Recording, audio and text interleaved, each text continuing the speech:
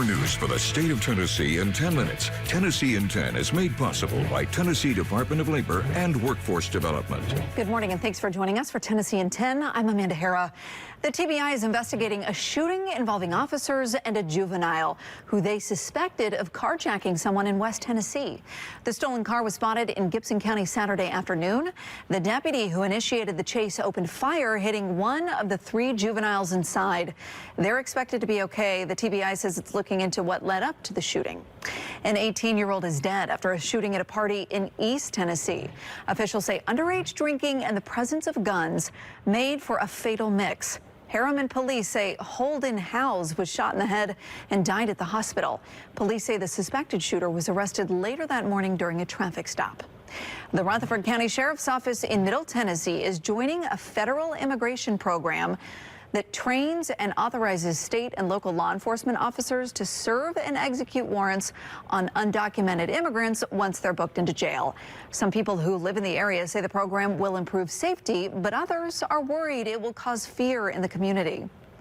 When I learned that it was possible that they wanted to take on the federal role of immigration enforcement, I got worried. And it bothers me. I'm concerned because we're already safe. And when the federal role is taken on by local law enforcement, first of all, that is to some degree improper, but it also incites fear in our community that is not there when local law enforcement is attempting to do federal immigration enforcement. The Rutherford County Sheriff's Office says deputies will continue to concentrate on enforcing state and local laws. At least 5 other agencies in the Middle Tennessee area are also enrolled in the ICE program. It's called 287G. Those include Giles, Robertson, Sumner, and Trousdale County Sheriff's Offices. A West Tennessee police officer who previously won Officer of the Year is resigning following an internal investigation. This is Munford Police Officer Josh Byers. The Munford Police Chief says criminal charges could be coming. The details of what sparked the investigation have not been shared.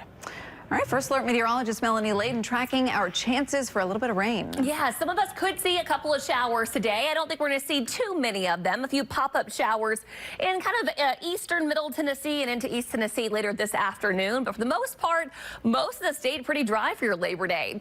Different story as we head into Tuesday. By 7 o'clock in the morning, we got some isolated showers around the entire state.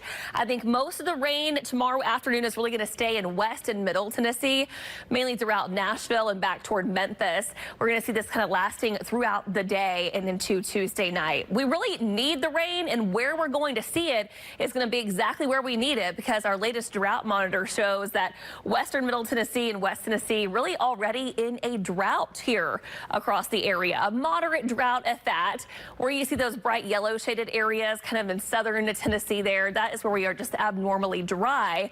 Conditions are much better the further east you go into Chattanooga and Knoxville. But everyone could still use some of that rain as we go throughout the rest of this week. We also, with the rain, are going to see cooler temperatures too, so a little taste of fall is just around the corner.